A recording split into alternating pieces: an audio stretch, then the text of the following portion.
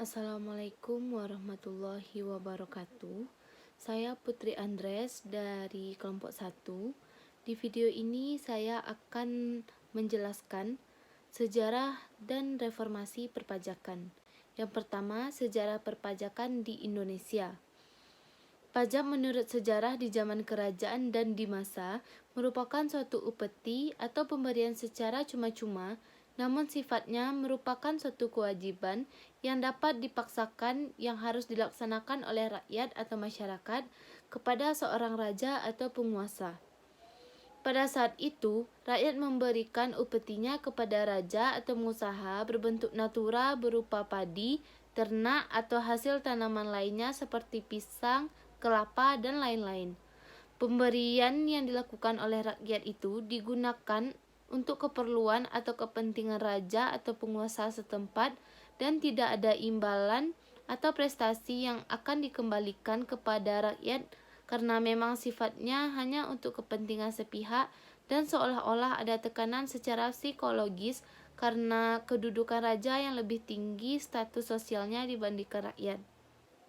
Pada mulanya, pajak belum merupakan suatu pemungutan, tetapi hanya merupakan pemberian sukarela atau upeti oleh rakyat kepada raja dalam memelihara kepentingan negara seperti menjaga keamanan negara terhadap serangan musuh dari luar, membuat jalan untuk umum, membiayai pegawai kerajaan, dan sebagainya.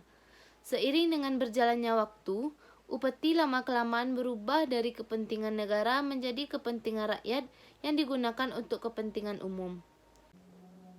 Dalam perkembangannya, sifat upeti yang diberikan oleh rakyat tidak lagi hanya untuk kepentingan raja saja, tetapi sudah mengarah kepada kepentingan rakyat itu sendiri.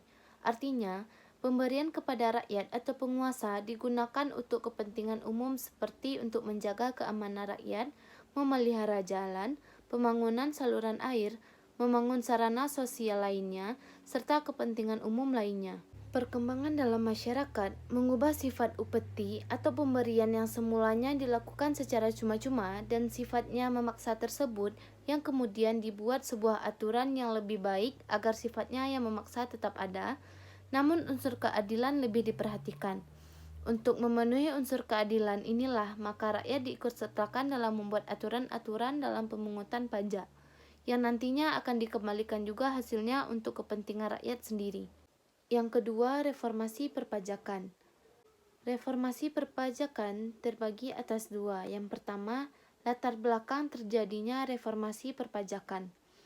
Latar belakang dilakukannya reformasi perpajakan yang dimulai pada tahun 1983, setidaknya terdapat beberapa hal dalam situasi perpajakan nasional pada saat itu yang melatar belakangi adanya tax reform, yaitu pertama, peraturan perundang-undangan perpajakan yang berlaku di kala itu adalah sebagai warisan zaman kolonial Belanda yang pemikiran dan tujuan yang dibuat pada zaman tersebut dirasakan sudah tidak sesuai lagi dengan kehidupan bangsa Indonesia yang telah merdeka dan berdaulat sejak proklamasi 19 Agustus 1945.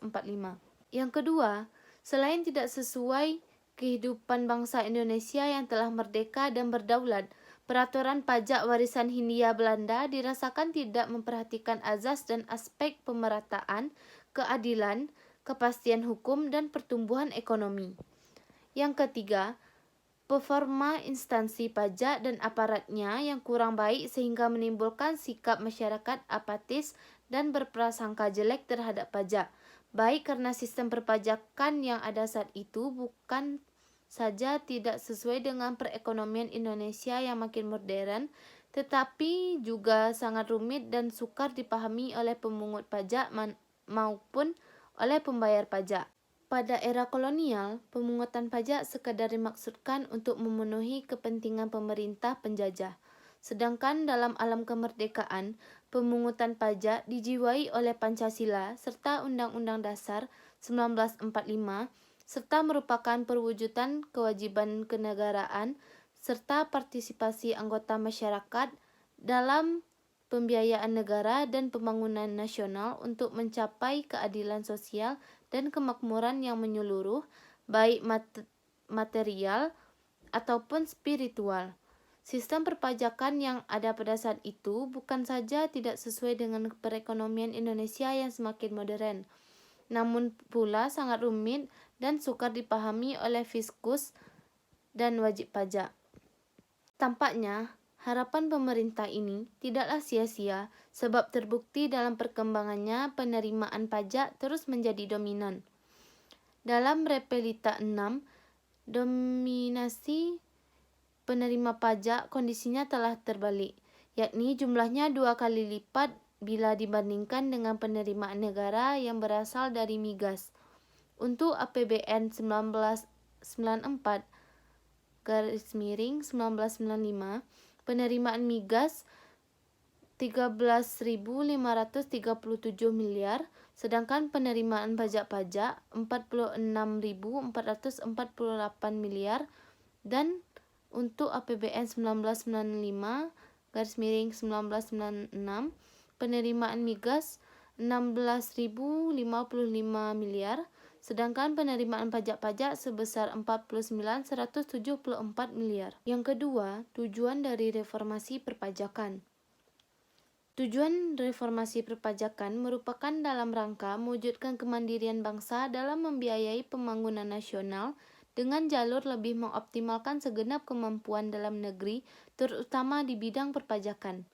Pemerintah telah menyadari bahwa untuk membiayai pengeluaran negara, baik itu rutin maupun pembangunan pada saat ini dan masa yang akan datang, kita tidak dapat lagi bergantung pada penerimaan negara dari sumber minyak bumi dan gas alam maupun utang luar negeri.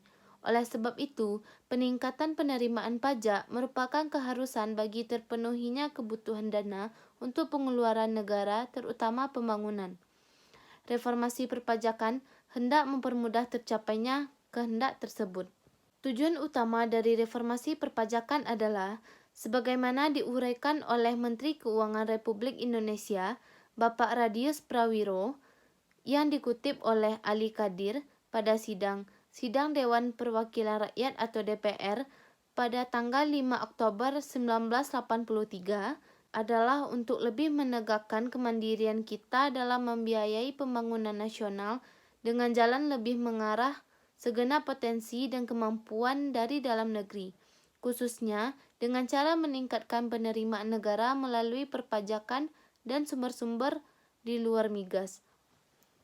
Untuk membiayai dan menjamin keberhasilan Repelita 4, kita tidak akan sekedar mengandalkan kepada peningkatan penerimaan negara yang berasal dari sektor migas, melainkan juga dari usaha peningkatan penerimaan pajak non-migas. Guna meningkatkan penerimaan dimaksud dianggap perlu untuk mengadakan penyempurnaan sistem perpajakan. Sekian materi yang saya sampaikan pada video ini. Maaf jika ada kekurangan.